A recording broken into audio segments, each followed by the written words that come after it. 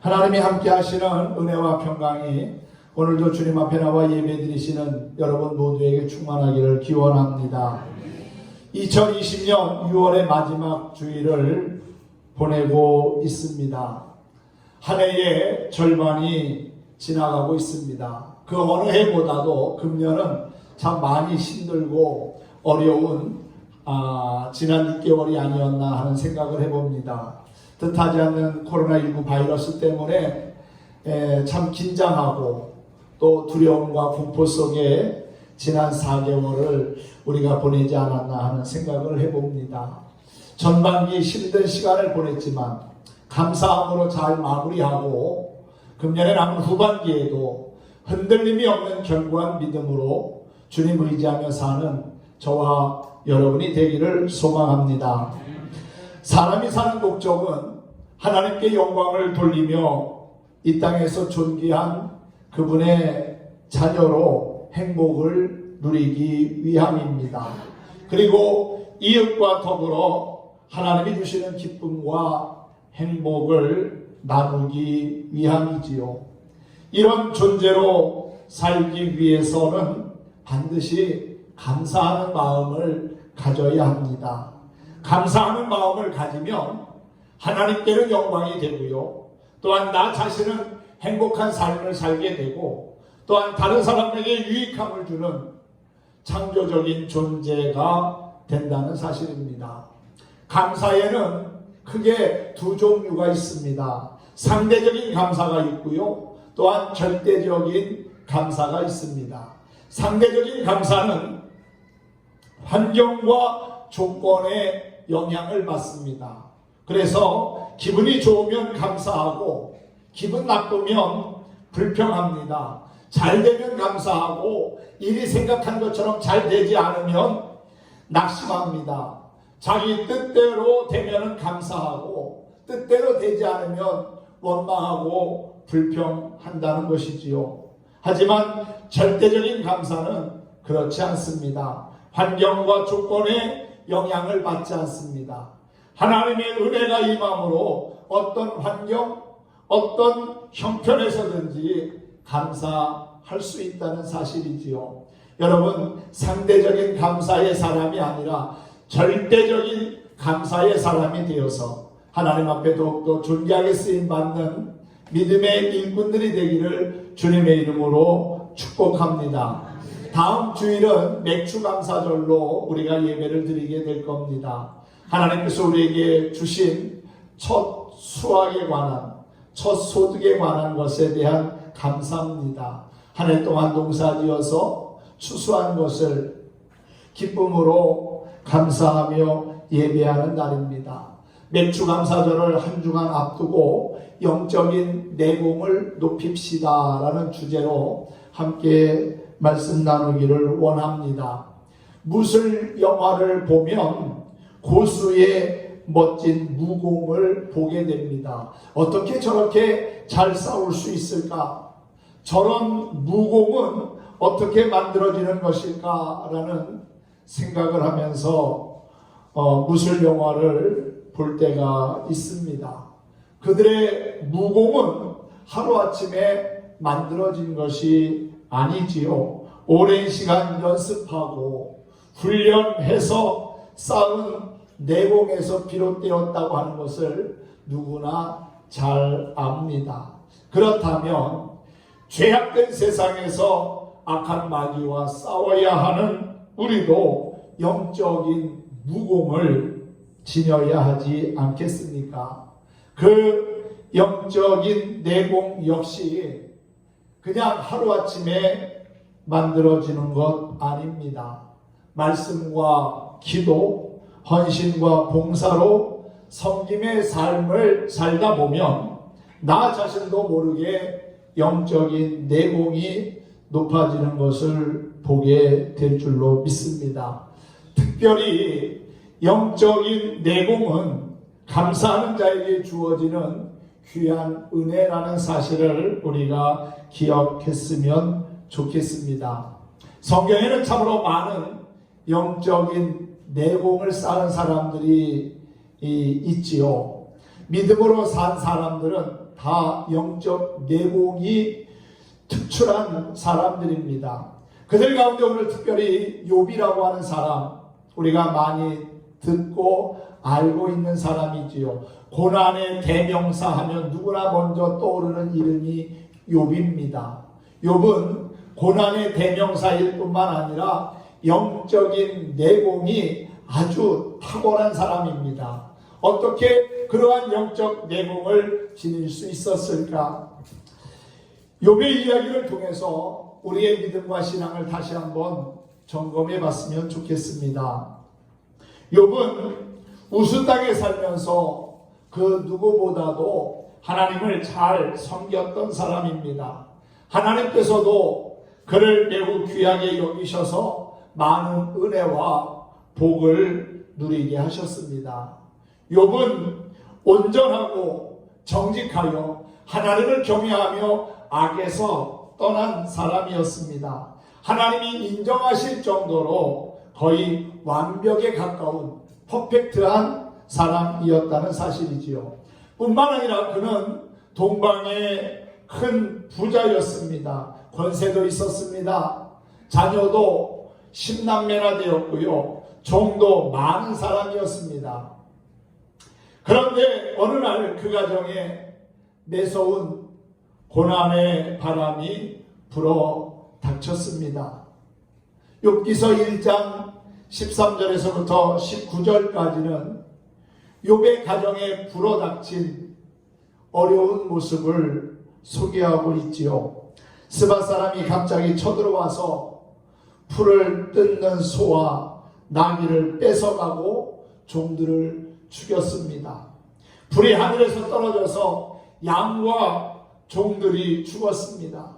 또한 갈대아 사람이 와서 낙타를 빼앗고 종들을 죽였습니다. 뿐만 아니라 거친 들에서 큰 바람이 불어와 집 기둥에 네 모퉁이를 치는 바람에 집이 무너져서 한 집에서 식사하던 자녀들 10명이 모두 죽었습니다. 얼마나 기가 막힌 일입니까?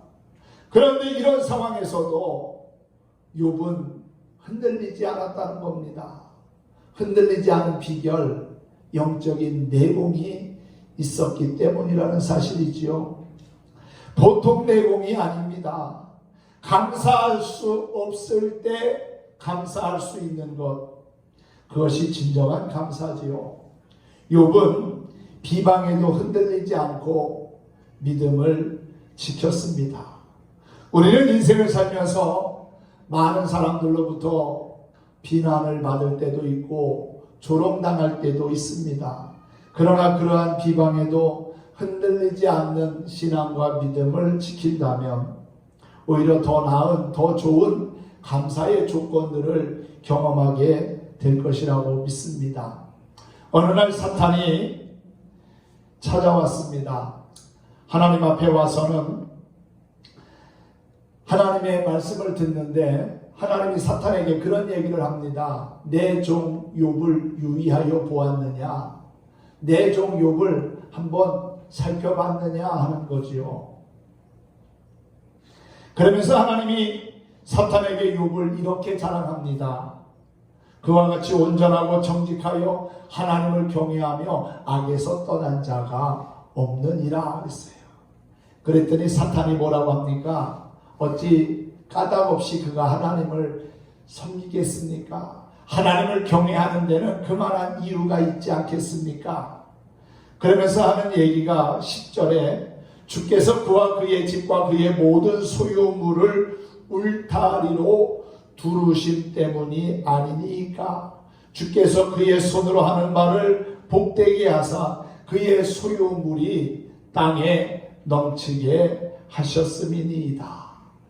하나님이 그에게 많은 소유물을 주셨으니 하나님을 섬기는 것 아닙니까? 그 소유물을 거두신다면 그는 금방 하나님을 욕하고 저주할 겁니다. 라는 그러한 대답을 합니다.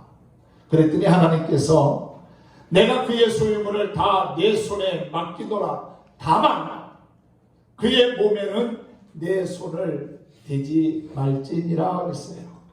그래서 결국은 사탄에 의하여 욥이 큰 어려움을 당하게 된 겁니다. 하루아침에 재산이 다 사라져버리고 10남매 자녀들이 건물이 무너지는 바람에 죽임을 당하고, 또한 그의 몸은 발바닥에서부터 정수리까지 병이 나는데 욕창이 생겨서 도저히 가려워서 견딜 수 없을 정도의 고통을 당하게 됩니다. 오죽하면 질그릇으로 자신의 몸을 긁을 정도였겠습니까? 온몸에 종기가 나서 가려움 때문에 견딜 수가 없는 극심한 상황까지 만난 겁니다. 그러한 상황을 옆에서 지켜보던 그의 아내가 말합니다. 당신 그러고도 하나님을 섬길 거요? 그러고도 하나님을 믿고 예배할 겁니까? 차라리 욕하고 저주하고 죽으시오. 그의 아내는 도움이 되기보다 오히려 도움이 되지 못하는 모습을 보입니다. 하나님을 욕하고 죽으라는 아내의 비방에도 그는 입술로 범죄하지 않았다고 그랬습니다. 잠언 14장 1절을 보면은 물취해 놓은 여인은 그 집을 세우되 미련한 여인은 자기 손으로 그것을 허느니라 했어요. 현숙한 아내는 가정을 행복하게 꾸미며 남편과 자녀에게 큰 힘과 위로를 줍니다. 사랑하는 성도 여러분, 때로는 내 주변에 있는 사람이 어려움을 만났을 때 그 어려움을 가지고 그의 마음의 아픔과 상처가 되는 말을 하기보다는 오히려 위로와 따뜻한 말 한마디로 격려해주고 힘이 되어주는 사람이 되었으면 좋겠습니다. 안 좋은 일을 만났다고 불평하고 원망하고 또한 좋지 않은 말을 하기보다는 오히려 긍정적이고 소망이 되는 말을 하는 것이 더 좋다는 것이지요. 욥의 고난의 이야기를 듣고 친구들이 찾아왔습니다. 하루아침에 망한 욥을 보면서 처음에는 긍휼히 여기고 또한 위로하지만은 시간이 지나면서 욥에게 너 하나님 앞에 뭔가 잘못한 게 있어서 이런 것 아니냐? 회개해라. 회개하고 새로운 삶을 살라고 이야기합니다. 욥은 누구보다도 하나님 앞에서 진실하고 정직하고 온전한 삶을 살려고 힘썼던 사람입니다. 하나님께서도 그를 인정하셨다고 하지 않았습니까? 욥 자신이 볼 때도 하나님 중심의 삶을 지금까지 살아왔는데 내가 하나님 앞에 뭘 잘못했나? 아무리 돌이켜봐도 실수하거나 범죄한 게 없습니다. 그런데 친구들은 자꾸만 죄를 범했으니 하나님 앞에 잘못한 것이 있으니 이렇게 된 것이 아니냐고 다그칩니다. 하지만 욥은 친구의 비방에도 흔들리지 않는 신앙의 모습을 보입니다. 친구가 누굽니까? 자신의 과거를 이해해주고 자신의 미래를 믿어주며 현실 속에 나 자신을 그대로 받아주는 사람이 참된 친구가 아니겠습니까? 친구란 당신이 멈췄을 때 밀어주고 당신이 슬퍼할 때 달래주고 당신이 잃었을 때 도와주며 당신이 기쁠 때 함께 노래해 줄 수 있는 사람이라고 볼 수가 있습니다. 우리에게 비난하고 정죄하는 친구보다는 격려하고 위로해주는 친구들이 많았으면 좋겠고요. 우리 스스로도 그러한 삶을 살아갈 수 있기를 주님의 이름으로 부탁을 드립니다. 욥은 무엇보다도 절대 순종하는 신앙을 가지고 있었습니다. 욥기서 1장 22절에 보면 이 모든 일에 욥이 범죄하지 아니하고 하나님을 원망하지도 아니했다는 말씀이 나옵니다. 마귀의 시험은 우리를 넘어뜨리기 위함이고요. 사람의 시험은 자기의 욕심에 미혹됨이고, 그리고 하나님의 시험은 우리를 축복하기 위함이라는 말이 있습니다. 재물 때문에 신앙이 흔들리는 사람이 있지만 욥은 자기 재산이 다 사라졌음에도 불구하고 결코 흔들리지 않는 참된 믿음의 모습을 우리에게 보여주고 있습니다. 그만큼 그에게는 영적인 내공이 있었기 때문이라는 사실이지요. 어느 책에 보니까 돈은 인분과 같고 거름과 같아서 주위에 잘 뿌려지면 거름처럼 세상에 유익을 주지만 지나치게 쌓아 올려놓으면 하늘까지 악취가 풍긴다는 말이 있습니다. 세상은 얼마나 많이 소유하고 있느냐 물어보지만 예수님은 그것을 어떻게 사용했느냐 하고 물으십니다.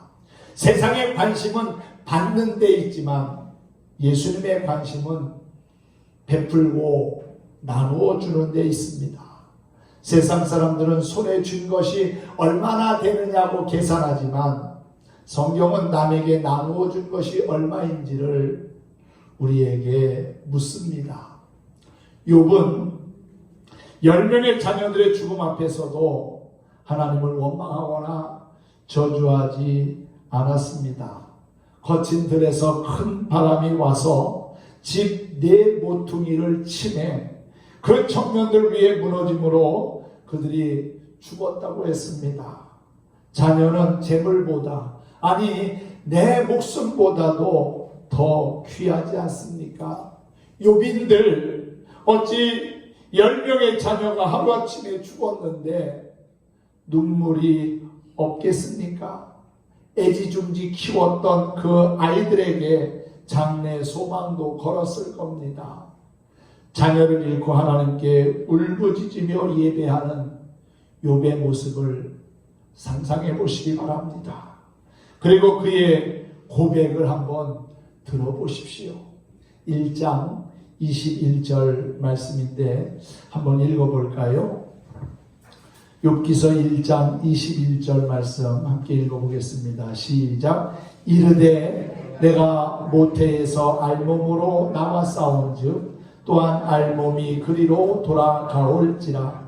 주신 이도 여호와시요 거두신 이도 여호와시니 여호와의 이름이 찬송을 받으실지니이다 하고 그랬어요. 여러분 얼마나 놀라운 고백입니까? 재산을 다 잃고 자녀도 이런 상황 속에서 여러분 이러한 고백을 할 수 있다는 것 보통 영적인 내공이 아니면 할 수 없는 고백이지요. 여러분 우리의 삶의 크고 작은 위기와 어려움을 만났을 때 우리도 욥처럼 이렇게 고백할 수 있다면 하나님께서 우리의 삶을 통해서 새롭게 일하시고 역사하시는 것을 보게 될 줄로 믿습니다. 작은 일에 원망하고 낙심하며 절망하는 그러한 그리스도인이 되어서는 안 될 것입니다.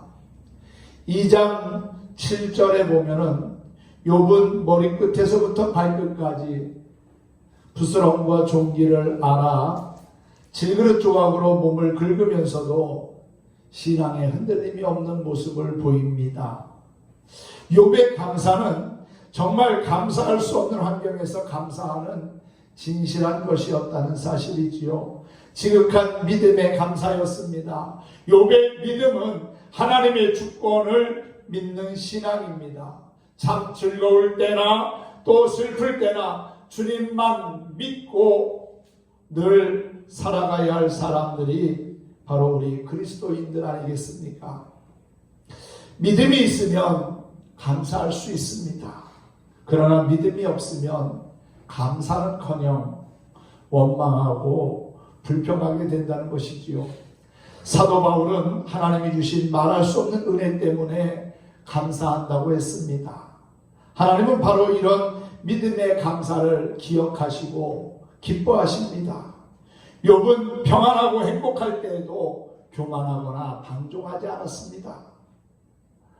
하나님 앞에서 믿음과 훈련, 감사의 훈련을 잘 쌓았기 때문이지요.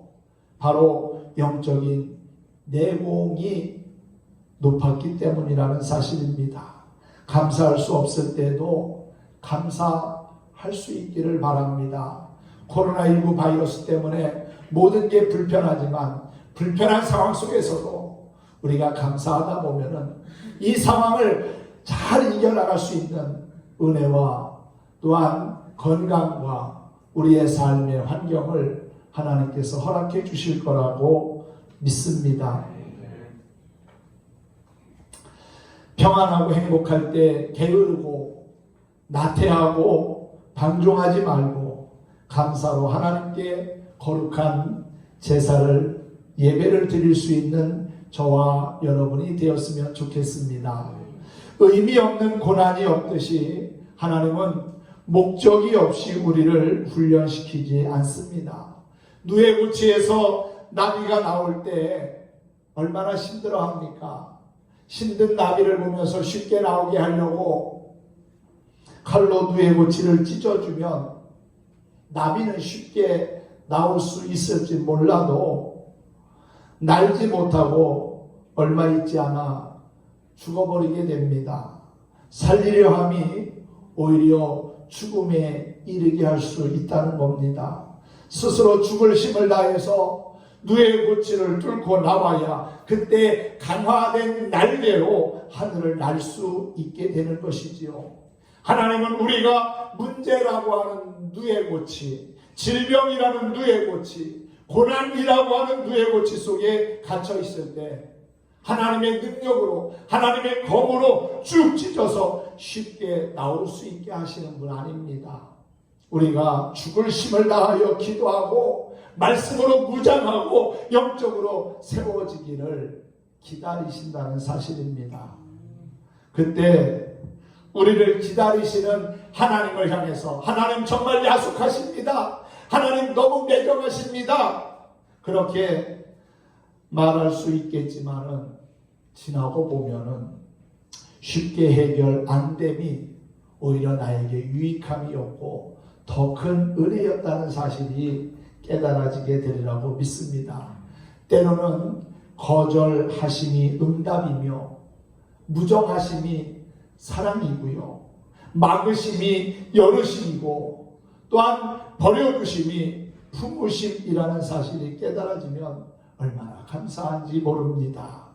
이런 은혜가 여러분에게 있어지기를 간절히 소망합니다. 오늘날 그리스도인들의 문제 가운데 하나가 무기력하다는 겁니다. 고난 중에 있을 때, 환난 가운데 있을 때, 질병 가운데 있을 때 그냥 기도하며 주만 바라본다고 말합니다.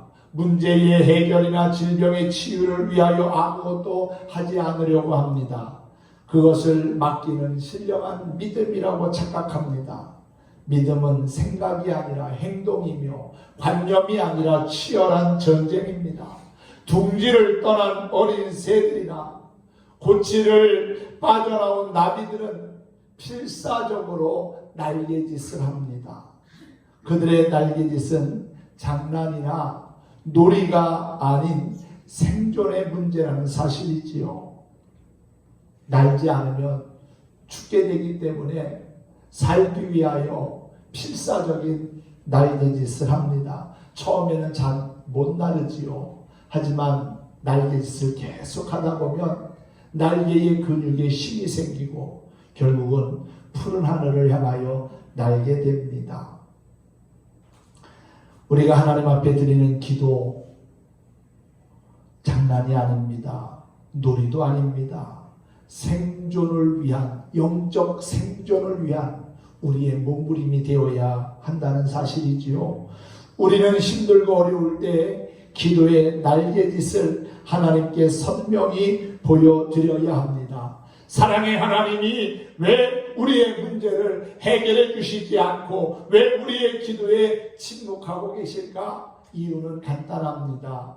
자력으로 죽을 힘을 다해 몸부림, 발버둥, 필사의 날개짓을 해서 창공을 뚫고 올라가 나르라는 뜻입니다. 물론 하나님께서 도와주셔서 그렇게 할 수 있게 하실 겁니다.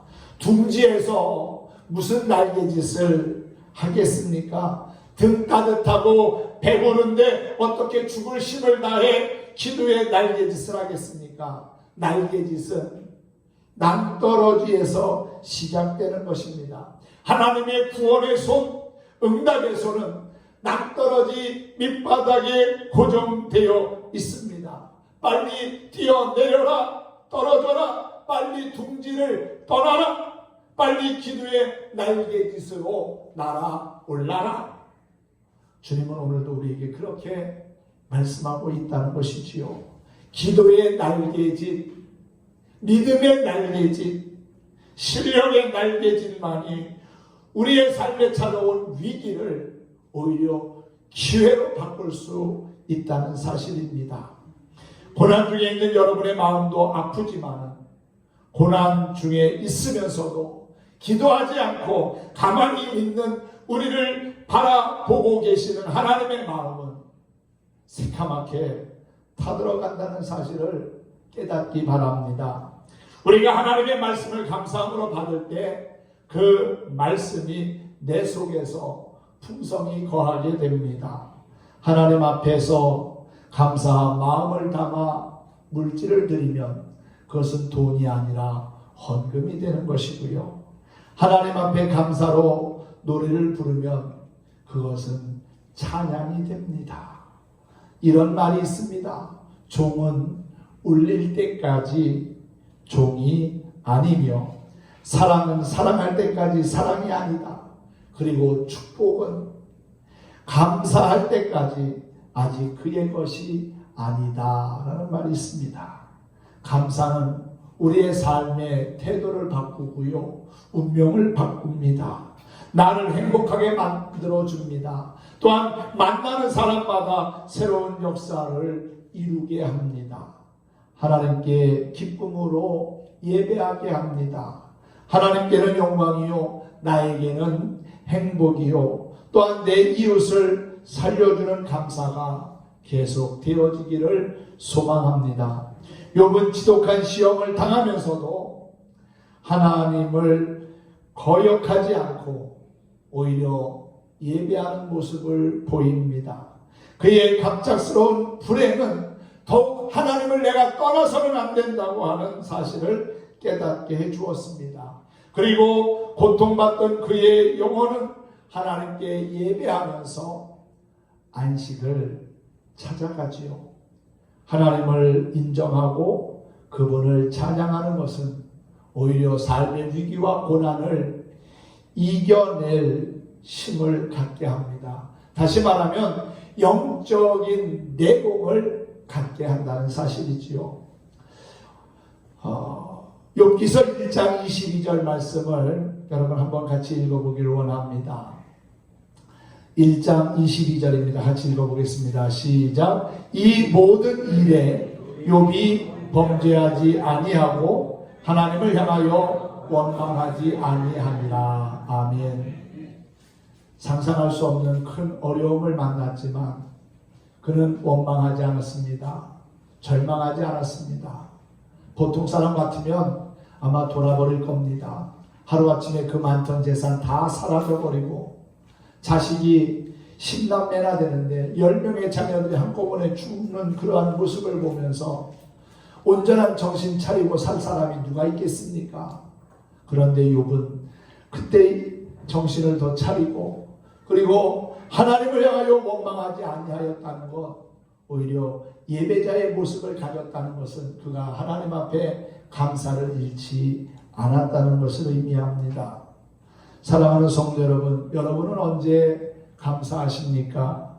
어려운 일을 만났을 때 감사해 보셨습니까?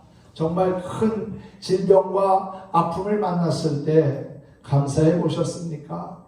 넘어졌을 때 감사하면 하나님은 다시금 일어날 수 있도록 우리에게 힘을 주십니다. 병들었을 때 감사하면 새 힘을 얻고 회복되게 하십니다. 실패했을 때 감사하면 다시 일어날 수 있도록 주의 권능의 오른손으로 우리를 붙잡아 주십니다. 십자가를 지면서도 감사하면 우리 하나님은 부활의 영광을 경험케 하신다는 사실이지요. 할렐루야.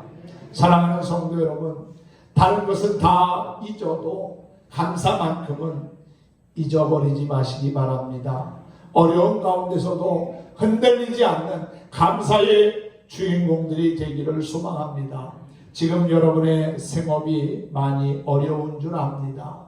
불과 10여 년 전만 해도 그토록 많았던 바지락이 온데간데 없고 갯벌은 점점 더 황폐해져가고 있고 썩어가고 있습니다. 그럼에도 불구하고 감사를 잃지 않으면 하나님께서 반드시 선한 역사를 우리로 하여금 보게 하실 겁니다. 우리가 사방으로 우겨쌈을 당하여도 하나님은 반드시 우리에게 살 길을 열어주시는 참 좋으신 분이라는 사실이에요. 코로나19로 말미암아 지난 4개월 가까이 두려움과 공포 속에서 살아왔고 아이들은 학교도 가지 못하고 지금도 그 상황은 끝나지 않았습니다. 언제 어떤 일이 내 앞에 찾아올지 모릅니다. 그러므로 우리는 영적인 내공을 잘 높여서 오히려 위기를 기회로 바꾸고 승리하는 그리스도인이 되어야 할 거라고 믿습니다. 이제 2020년 한 해의 절반이 지나가고 있습니다.